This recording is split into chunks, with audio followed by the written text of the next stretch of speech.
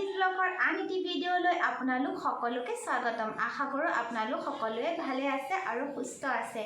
আজি মই ঘৰত অকলে আছোঁ বুলি ভাবিলোঁ। মই আজি বহুত চিম্পল এটা মাছৰ পালেং শাকেৰে মাছৰ জোল আৰু ভাতকেৰেলাৰ এটা বেলেগ ধৰণৰ পকৰি বনাবলৈ ওলাইছোঁ।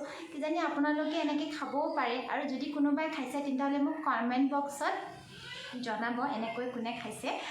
গতিকে মই ভাবিছোঁ মই আজি কি বনাওঁ আপোনালোক সকলোকে শ্বেয়াৰ কৰোঁ। গতিকে আহকচোন দেৰি নকৰি ভিডিঅ'টো ষ্টাৰ্ট কৰোঁ। চাওক, ইয়াতে লৈছোঁ মই চান্দা মাছ কেইটুকুৰামান। তাত মই নিমখ হালধি দি সানি থৈছোঁ, আৰু ইফালে মই বহাই দিছোঁ কেৰাহী এটা। তাত তেল দিছোঁ, তেলখিনি গৰম হৈ গৈছে। এতিয়া মাছখিনি ইয়াত দি দিওঁ।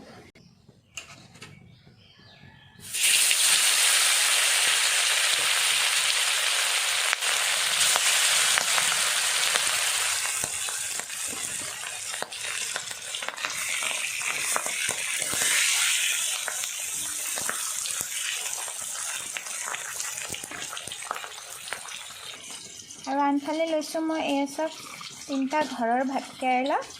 ইয়াক এতিয়া বাকলিটো গুচাই ইয়াক এতিয়া বইল কৰিম।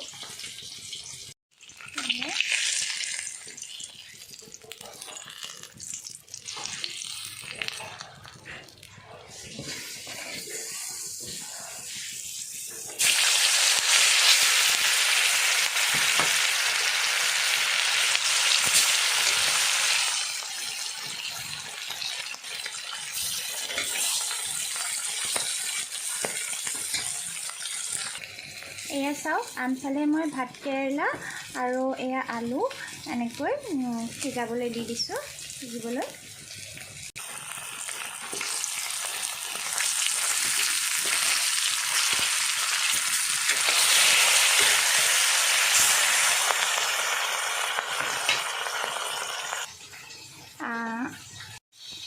এই চাওক, এইখিনি মই আপোনালোকক দেখাবলৈ নহ'ল। ইয়াত মই দিছোঁ ভোল, পালেং আৰু কেইটামান দালি, আলু এনেকৈ দি মই এইখিনি প্ৰেছাৰত চিটি মৰাই লৈছিলোঁ। কাৰণ যিহেতু মই মাছখিনি পালেং শাকৰ লগত বনাম, সেইকাৰণে এনেকৈ চিটি মাৰি লৈছিলোঁ। ইয়াতে জাষ্ট মই অকণমান নিমখ এড কৰি দিছিলোঁ। এইফালে মই লৈ লৈছোঁ পিঁয়াজ এটা, শুকান জলকীয়া 2টা, আৰু ৰচুন থেতালি লৈছোঁ, আৰু আদাটো থেতালি লৈছোঁ। এতিয়া মই চেম কেৰাহীতে মই দি দিম শুকান জলকীয়া এটা, আৰু দি দিম পিঁয়াজখিনি।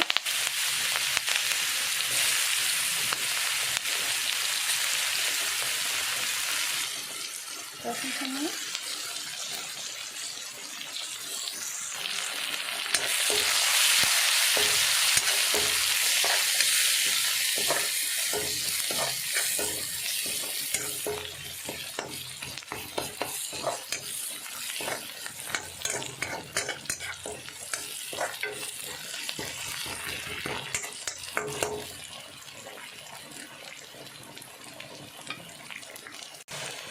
ইয়াত এতিয়া মই দিম হালধি গুড়া,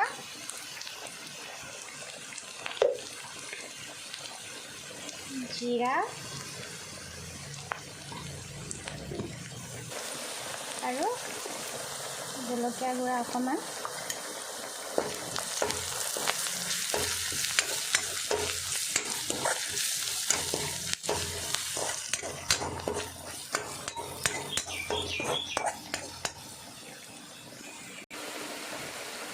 এতিয়া মই পালেঙৰ জোলখিনি ইয়াত দি দিম।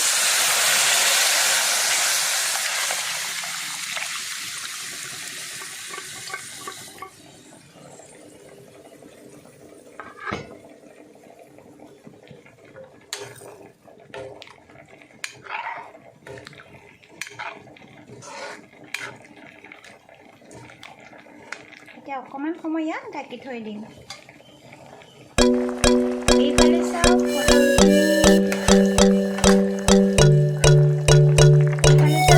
ভাতকেৰেলাখিনি অলপ অলপ সিজিছে, আৰু ভালদৰে এতিয়াও সিজা নাই, আৰু অলপ সময় হওক।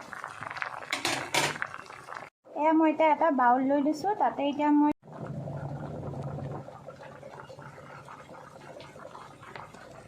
মই ইয়াত বেচন দিছোঁ।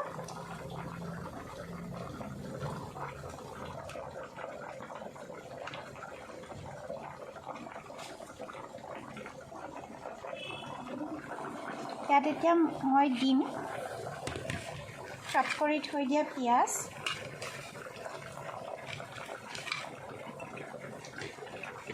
এচুকুট হালধি আৰু অকণমান জিৰা গুড়া,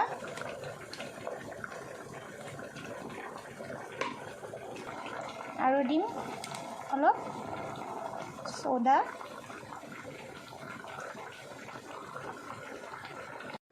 নিমখ, মিশ্ৰণখিনি ভালকৈ মিক্স কৰিম।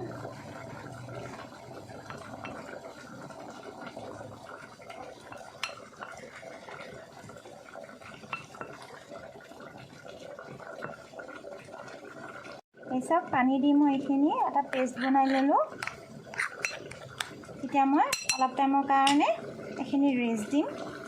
আনফালে আমাৰ তৰকাৰীখন চাওঁচোন কেনেকুৱা হৈছে। আনফালে চাওক তৰকাৰীখনৰ উতল আহি গৈছে। এতিয়া মই ইয়াত পেষ্ট কৰি থোৱা আদাখিনি দি দিম আৰু ওপৰৰ পৰা অকণমান পিঁয়াজ দি দিছোঁ।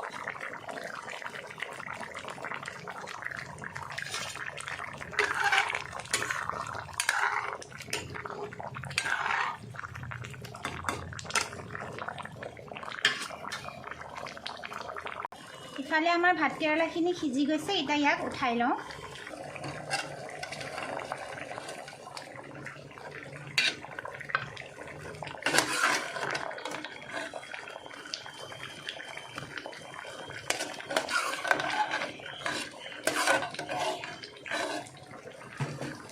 যিহেতু তৰকাৰীখনৰ উতল আহি গৈছে, এতিয়া ইয়াতে আমি মাছ কেইটুকুৰ দি দিওঁ।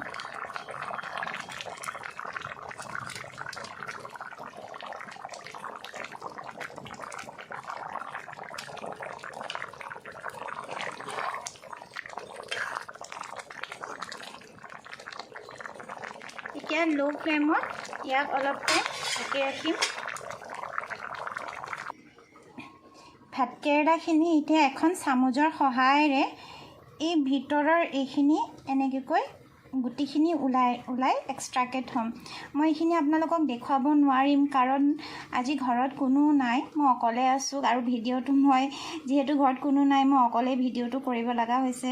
চ' এখন হাতী দিটো ইমানখিনি পচিবল নহয় দেখুওৱা, গতিকে এইখিনি ভিতৰৰ পাৰ্টখিনি চামুচেৰে মই উলিয়াই লওঁ।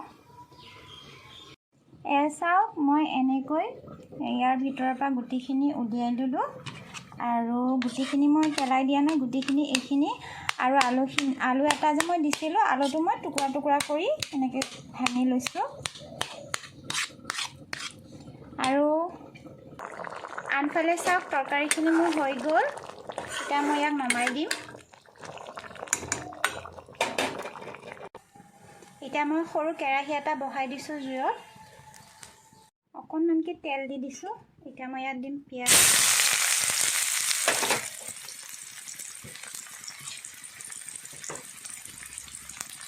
আৰু ভাতকেৰেলা গুটিখিনি।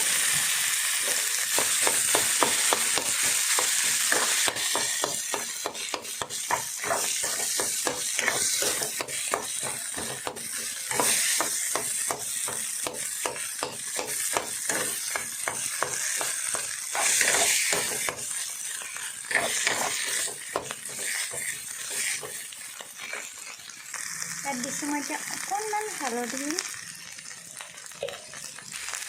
জলকীয়া গুড়া,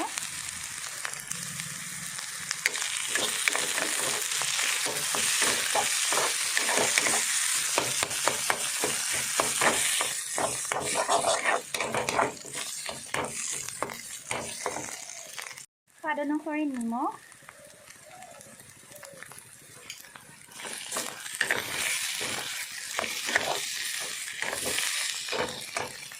মোৰ এইখিনি হৈ গ'ল। এতিয়া মই এইখিনি উঠাই দিওঁ।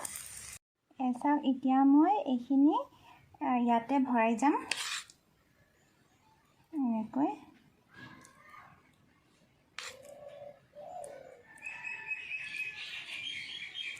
এনেকৈ মই গোটেইখিনি ফিল আপ কৰি লওঁ।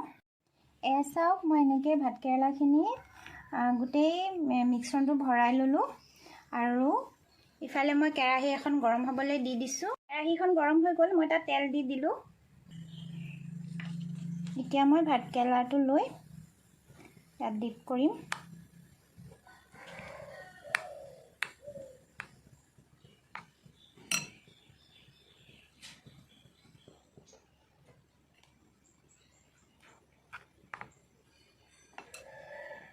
আৰু কেৰাহীখনত দি দিম।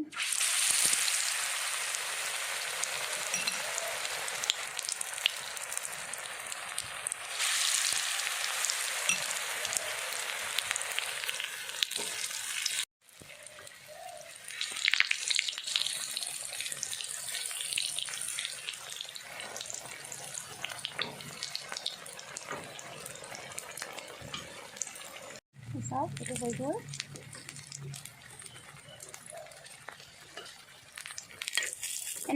এনেকৈ কৈ মই আটাইবোৰ ভাতকেৰেলাৰ পকৰি বনাই লওঁ। এই চাওক মোৰ পকৰিখিনি বনাই ৰেডি হৈ গ'ল। এই চাওক মোৰ ভাতৰ থালিখন আজি, যিহেতু ঘৰত কোনো নাই চ' মই ইমান ব্যঞ্জন নবনালোঁ। এইটো হ'ল আচাৰ, আমৰ আচাৰ, আৰু এইখিনিতো আপোনালোকে দেখিলেই। গতিকে মোৰ বহুত ভোক লাগিছে, মই এতিয়া খাওঁ দেই। দেখিলেনে মোৰ আজি ভিডিঅ'টো মই আজি কেনেকৈ বনালোঁ। আজি মই বহুত চিম্পল কৰি বনালোঁ আৰু ভাতকেৰেলাৰ পকৰিটো এনেকৈ বনাই খাই চাবচোন, বহুত টেষ্টি লাগে। গতিকে মোৰ ভিডিঅ' যদি আপোনালোকৰ ভাল লাগে তেন্তে লাইক, শ্বেয়াৰ এণ্ড ছাবস্ক্ৰাইব কৰি দিবলৈ নাপাহৰিব আৰু লগতে বেল আইকনটো হিট কৰি দিব যাতে মোৰ ভিডিঅ' পোনপ্ৰথমতে আপুনি পায়। Thank U.